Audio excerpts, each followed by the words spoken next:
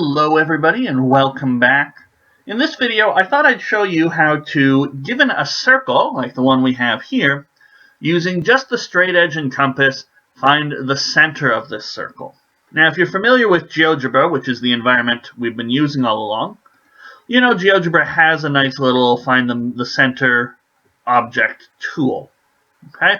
We're not going to use that, but this shows that such a tool could be used in the future if we don't want to show all these constructions and still be allowed to say, hey, we can do all this by straight edge and compass. So what exactly are we going to do? Well, we've seen this basic technique before. Basically, we're going to create a triangle so that this given circle is the circumcircle, and we know how to find circumcenters and things like that, perpendicular bisectors, all that fun stuff. But we're not given the triangle, so we're just going to choose 3 points on this circle, and so if we connected them up, we'd have a triangle, and the given circle would be the circumcircle. So, what are we to do? Well, the basic idea here is that if we look at a chord of this circle, and perhaps I shouldn't have used the line tool, maybe I should have used the line segment tool, but it doesn't particularly matter. Suppose we have a chord here, and we know, and we have the center. Well, circle geometry tells us that the radial line from the center, where it splits the chord in half, where it bisects the chord, also makes the radial line perpendicular to the chord. So if we construct perpendicular bisectors of this chord and another chord, we'll get two lines, and where they intersect will have to be the center, because the center is from where we draw radial lines. Anyway, so we'll clean up the demonstration, and we're just going to get to it. So how do we construct perpendicular bisectors? Well, we've seen this before.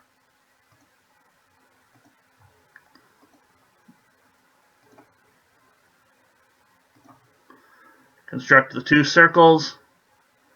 They have 2 points of intersection, and there we go. We have a perpendicular bisector of one of these chords. We can construct the other one, as long as we're very careful.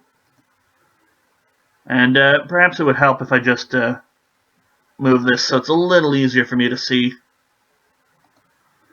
The choice of our 3 points here is entirely arbitrary. It does not make a difference. But there we get another perpendicular bisector of this chord. And there. Intersection point happens to be the center. So we'll clean it up and we will just see the center.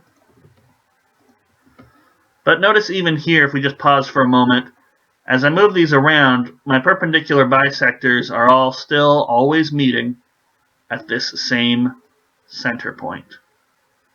Okay? And it's circle geometry that tells us all that.